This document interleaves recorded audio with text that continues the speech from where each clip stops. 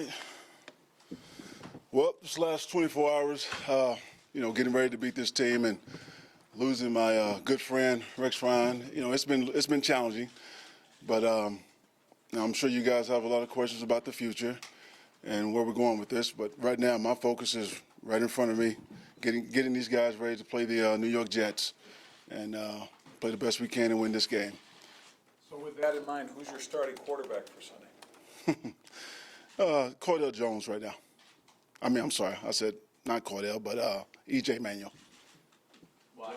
I just wanted to throw you off, Vic. You did. Why? No, that was a business decision, and we want to look at the depth of our quarterback position, and we're out of the playoffs, and so we want to see what these other two guys can do. Does that put you? Do you think that puts you in the best position to win, or this team? And what do you believe that it puts you in the best position to win? I'm fine. I'm fine with E.J. Manuel starting the game. For me, it's always the next man up. If Tyrod Taylor pulled the hamstring, we would be going with E.J. So that's kind of my approach. So Anthony, with Cardale, will he be active? So would that make Tyrod inactive? I don't know about that yet. We're going to see how the week go, and all three guys could be up, possibly.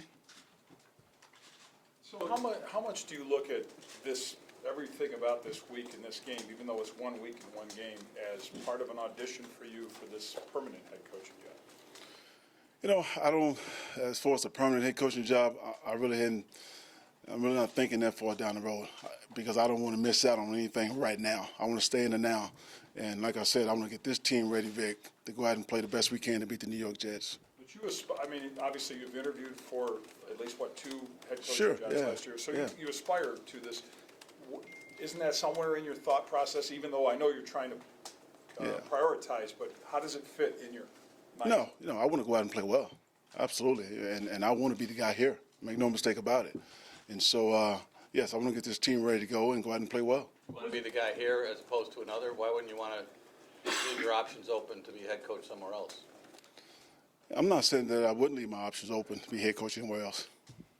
Was EJ? Was that your preference? Oh, EJ was next man in line. We have a depth chart there, and there's Tyrod, EJ, Cordell, and EJ was just the next man up. So was it your decision? It was our decision.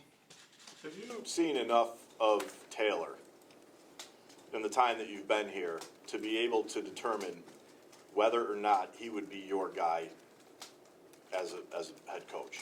Whether if it was here or if he was in the open market, you would go after him.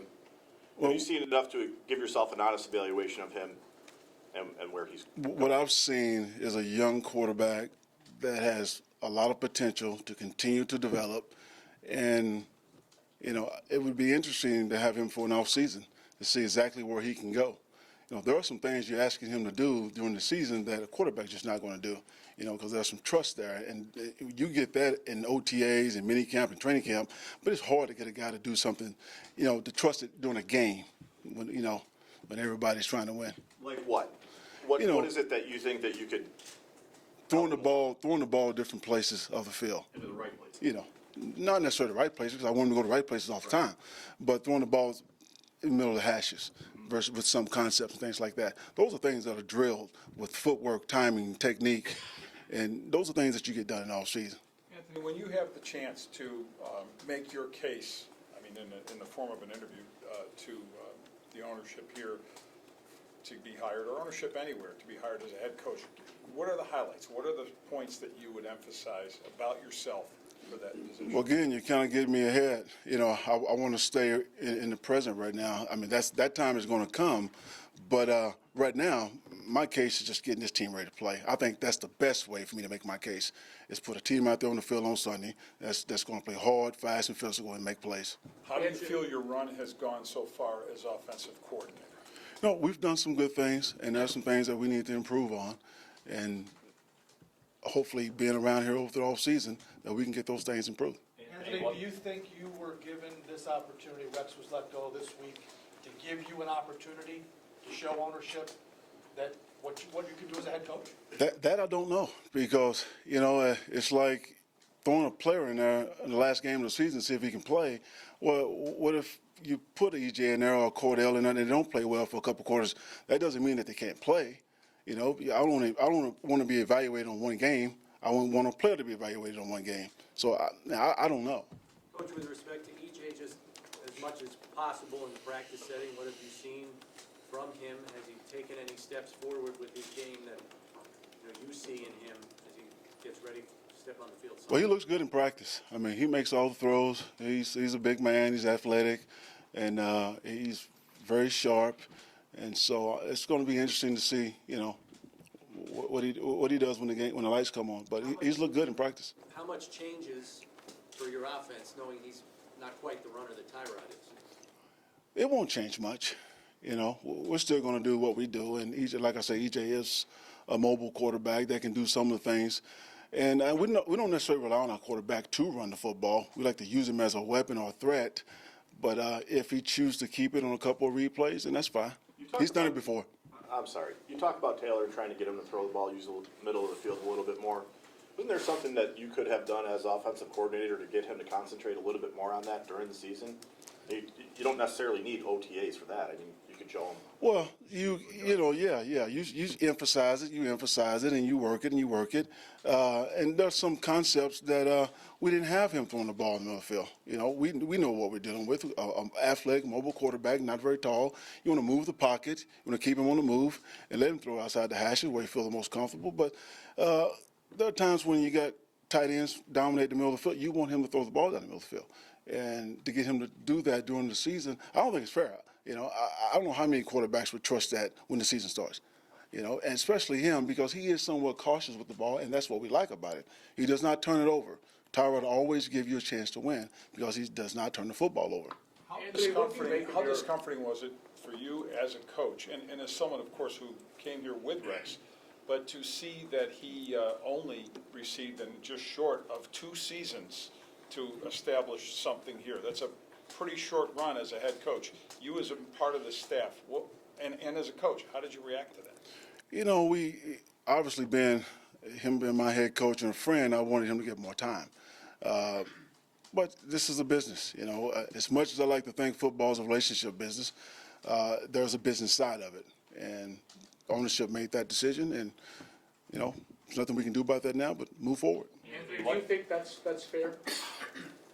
That's not up to me to decide if that's fair or not. I don't do the evaluations of us.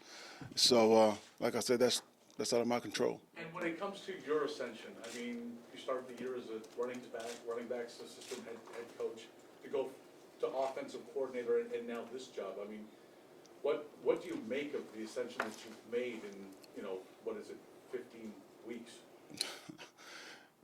Not quite sure. It's been a pretty unique season. Learned how to adjust and adapt. I can tell you that. How did you find out, Coach, about Rex's dismissal? He is your friend. Did he tell you personally? Did ownership tell you? No, Rex told me. He came and told me, and we talked for a while. He gave me his blessings, and it went from there. But did he inform you or ask you or tell you that? Did he know at all that you would be promoted to interim coach, or did ownership then come to you with that idea and ask you? I don't know what he knew, but it was a private conversation. I really don't want to get too deep into that. Anthony, what challenges does the timing of all this present? I mean, Rex was fired on Tuesday. That was 2 days of lost prep time for you. I mean, what challenges does it present that it happened a little bit later in the week? Oh, I mean, like I said, this last 24 hours have been pretty challenging because of that, because I'm still the offensive coordinator. We're game planning. We're getting ready to put a plan together to go attack and try to beat the New York Jets. So, yeah, it's been challenging, and just dealing with the emotions of losing your head coach and having to call the players and let them know what's going on. So, yeah, it's been challenging, but, that's what we sign up for. Did you agree with the decision to punt the other day in overtime on 4th and 2 and from your own 41? I mean, you have your own. The head coach, it's his call, but you have your own. Yeah, I mean, but that was the head coach's call, and What did you think at the time? Did you think that was the right call? Head coach make the call. We're all going to back our head coach. Regardless of what we think. I've been offense coordinator for a long time. I've been calling plays for a long time on the sidelines, but it's my job to support the guy that's above me. You like to be in the box. Will you call plays? Excuse me? You like to be in the box calling plays. Now you're going to be on sideline. How much of an adjustment is that for you? What's the challenge there? I don't know. This is a first. I've had a lot of firsts this year. You know, What do you perceive being the challenge there? when you're up top, the only reason why I wanted to go up top was you can see the field. You can see things develop, you can see it happen, and you can get to the next play pretty quick and know what you want. I'm going to have to trust my eyes up top in the box. Chris Palmer's up top in the box. Pat Myers is up top in the box. So, you know, those guys will be watching. They'll be my eyes. Anthony, you call it a business decision to not play Tyrod. Are there any other players you're gonna keep out, maybe Sammy or Kyle, that are injured? No, everybody's playing. I mean, like I said, at that position, we wanted to look at the depth, and I can definitely understand that. You know, Did it have anything to do with the potential ramifications of Taylor's contract if he got hurt? Seriously hurt? Because we were talking 30 million there. yeah, I don't know about that. Yeah, I wasn't in that meeting when that decision was made, so I don't know. How did Tyrod react to the news? Oh, disappointed. Oh, he's a competitor.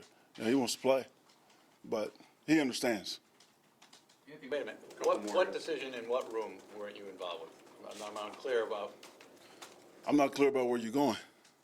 Well, you said I wasn't in the room when that decision was made. I'm What just decision saying are you talking about? that was not my decision right there. Which decision? is what I'm saying. You're saying to not start Tyrod. Well, that was not your decision. That's what you asked me. Yeah. You said earlier it was our decision, and now you're saying you weren't involved in the decision not to play Tyrod. I'm just Well- asking for clarification. Like I say, he pulled his hamstring. Next man up. We're moving on. So it has nothing to do with the $30 million if he gets seriously hurt. I can't speak for the owner. I can't speak for the GM. They have to speak for themselves. A lot of the players have come out in favor of continuity, keeping Rex around. What's the challenge in galvanizing everyone together? You know what? These guys, they want to play for him. I mean, they never stop playing hard for him, and we've never had a problem with this group not playing. I don't see that being an issue. They're professionals. It's one of the most professional groups I've been around, so I don't see that being a problem at all. Just to clarify, you said Tyrod pulled his hamstring? No. I said if he pulled his hamstring, you know, it'd just be next man up. Anthony, if you had to just kind of characterize, the impression we get from you, and it's, again, based on limited opportunity to talk to assistant coaches, but you're pretty forthcoming, and you're pretty direct about accountability with players that, in your position group that you Sure. are asked about, and you just seem to put a lot of that accountability on those players, going back to last year, right? You know, whoever was in its shape, or so. Does that capture who you are in many ways? Do you bring that demanding, and are players even going to notice that in this short amount of time? Are they going to see anything different from you, or the same guy that you're overseeing everybody now? Yeah, and I'm not going to say we got 1 week, Vic, and so we're not going to make a lot of changes in 1 week. And I don't want guys getting out of their routine, but there would be some little, small changes, and it's not because what we were doing wasn't right. It's just, you know, that's my comfort level.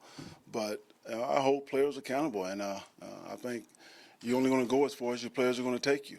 And I let them know right off the bat, you know, we're going to put it on them and take ownership in this thing, and let's run with it. What else Pagula has told you about how the interview process will take place after this game? Who will be with, where will be, when will it take place? We haven't talked about an interview up until this point. Is it fair to say that, I mean, that was within your group, but you don't have the say over the entire team? There was an absolute sense that with Rex in charge, there wasn't a high level of accountability among players in general. That's interesting. Your take on it from the inside. You know, my take on it is that, you know, my group is going to be held accountable, and I felt like the team was held accountable. That I didn't realize that players felt that way or individuals felt that way. I thought we were taking care of that. What detail oriented enough? I mean, You think what? You think the details were on point overall and within the team and? Yeah, I mean, if we feel like they weren't, then it's our job to speak up and let the head coach know or someone know. But no, I'm not going to sit here and say that Rex wasn't detailed and didn't hold players accountable, because I felt like he did. But we all do things differently in a different way. We were raised by different mamas, so my worldview is a little different than maybe his or anybody else's. Anthony, what is your relationship like with Doug Whaley? It's been good. I don't deal with Doug a lot, but the times I have, it's been great. Have you elevated anyone else to your position, or is that not worth doing with 1 week left?